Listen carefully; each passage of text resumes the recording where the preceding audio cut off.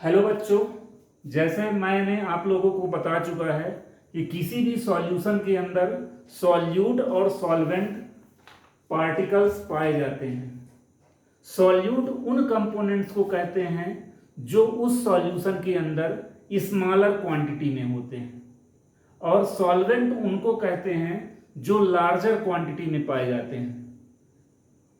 ठीक है, अब हमको पढ़ना है vapour pressure of solution containing two volatile liquid. इस पे वोलाटाइल एक वर्ड है। वोलाटाइल का मतलब होता है कि ऐसे लिक्विड जिनमें इवापोरेशन हो जाता है, जो इवापोरेट हो जाते हैं, उनको बोलते हैं वोलाटाइल लिक्विड।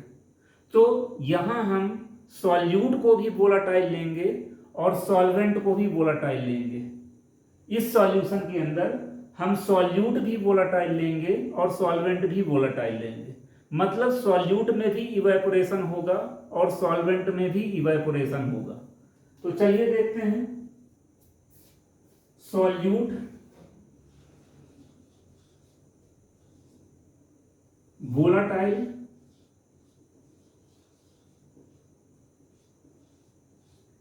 यानी कि कंटेनर है। इस कंटेनर में सॉल्यूट हमने ले लिया जो कि वोलाटाइल लिक्विड है। वोलाटाइल लिक्विड है यानी कि इस पे इवेपोरेशन होगा, ये इवेपोरेट होगा। और कंटेनर ओपन है तो यहां वेपर प्रेशर नहीं बनेगा जब तक हम कंटेनर को क्लोज नहीं करेंगे। तो हमने कंटेनर को क्लोज किया, जिसके कारण से यहां वेपर प्रेशर क्रिएट होने लगा। हमने सॉल्यूट को ए से रिप्रेजेंट कर दिया, यानी कि यहां जो वेपर प्रेशर बन रहा है वो ए के कारण वेपर प्रेशर बन रहा है। तो इस वेपर प्रेशर को हम लिख दिए P not a. P not a का मतलब यहां जो वेपर प्रेशर क्रिएट हो रहा है, वेपर प्रेशर बन रहा है, वो केवल लिक्विड ए के कारण बन रहा है। यानी यहां हम लिख देंगे कि P not a vapour pressure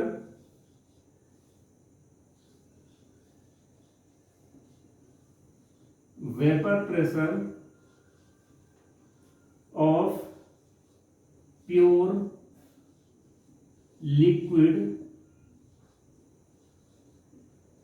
ए, यानी कि प्योर लिक्विड ए के कारण वेपर प्रेशर बन रहा है। इसी टाइप से सॉल्वेंट सॉल्वेंट भी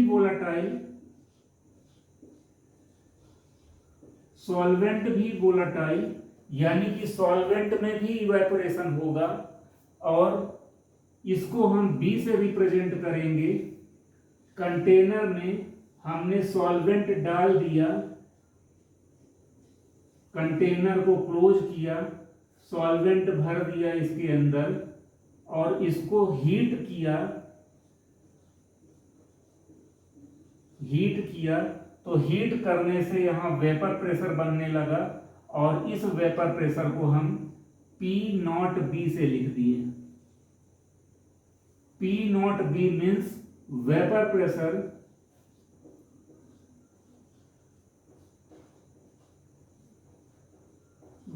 pressure of pure liquid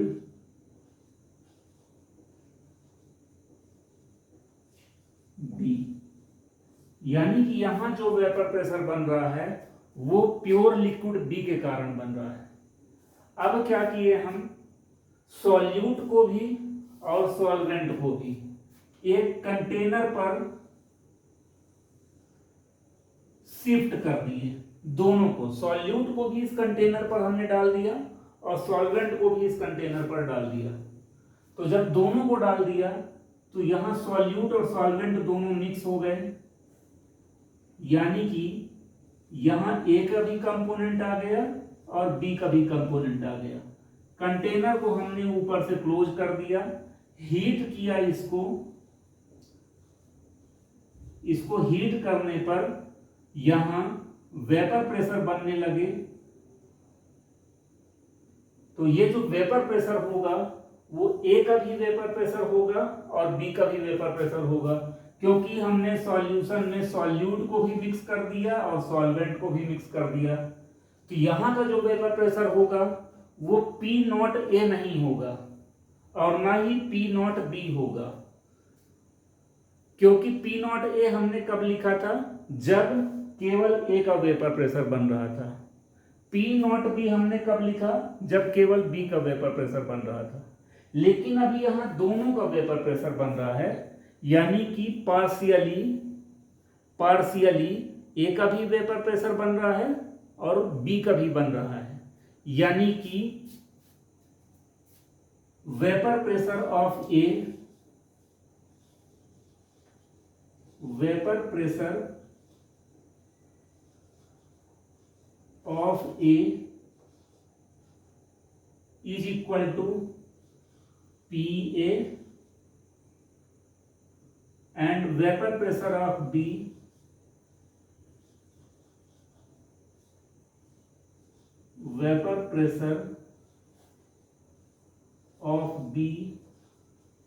is equal to P B. P A और पी बी को हम बोलेंगे पार्शियल वेपर प्रेशर।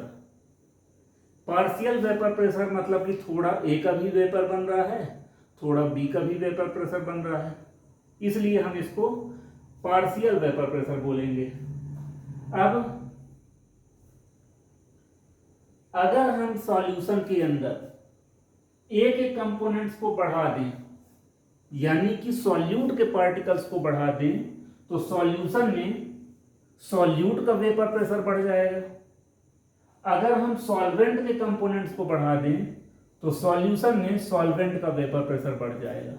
यानी कि जिसके कंपोनेंट आप बढ़ाओगे, सॉल्यूट का बढ़ाओगे, सॉल्वेंट का बढ़ाओगे, जिसके भी कंपोनेंट्स को आप बढ़ाओगे उसका वेपर प्रेशर बढ़ जाएगा। यानी कि अगर आप ए के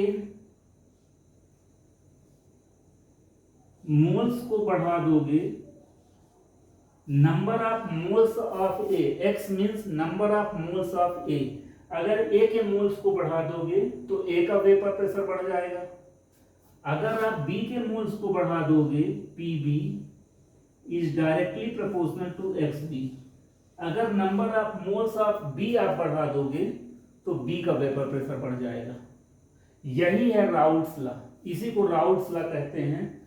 तो इसको हम लिख लेते हैं routes law.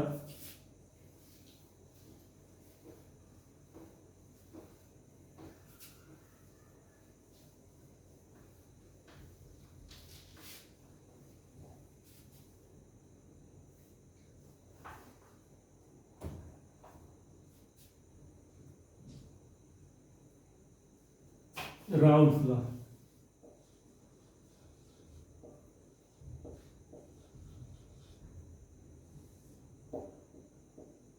in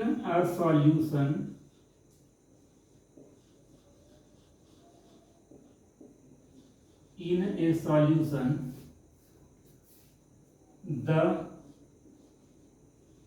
partial vapor pressure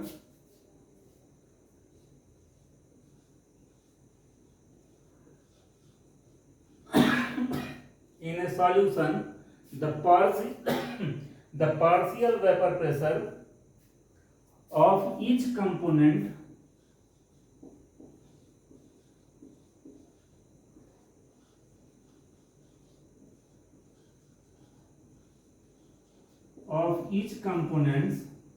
is directly proportional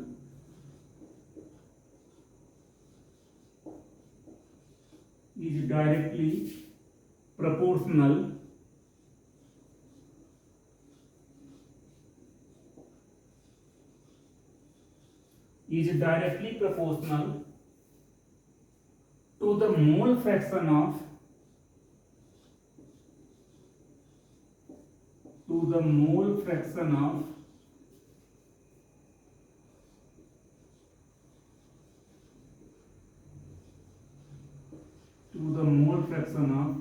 that components.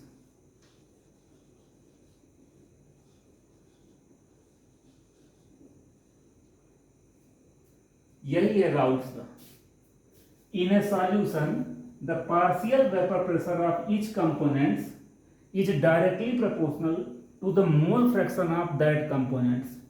जिस कंपोनेंट्स के मोल फ्रैक्शन को आप जितना ज्यादा बढ़ाओगे वेपर प्रेशर उतना ही ज्यादा बढ़ेगा। और यही है राउट्स लॉ।